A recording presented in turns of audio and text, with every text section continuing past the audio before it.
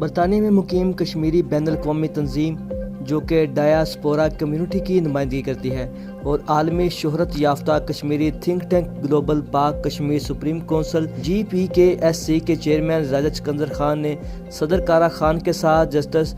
Four Rohingya کے director doctor شیخ رمزی کے ساتھ مل کر بین الاقوامی انسانی حقوق کا جشن منایا۔ لندن شہر میں چرچ آف سائنٹولوجی میں بین الاقوامی انسانی حقوق کی کانفرنس کے ذریعے حقوق کا دن منایا گیا، جہاں دنیا کے کچھ حصوں میں انسانیت کے خلاف انسانی حقوق کی خلاف ورزیوں کے تمام مسائل کو اٹھایا گیا، خاص طور پر غیر قانونی طور پر ہندوستانی مقبوضہ کشمیر، فلسطین اور روہنگا اور اس کے حل کی طرف آگے بڑھنے کا راستہ۔ پروگرام کا آغاز ڈاکٹر شیخ رمزی کی تلاوت قرآن پاک سے ہوا۔ تقریب میں تمام شعبہ زندگی اور مختلف ممالک سے آئے ہوئے مقررین نے خطاب کیا۔ شرکا میں لارڈ پاشا،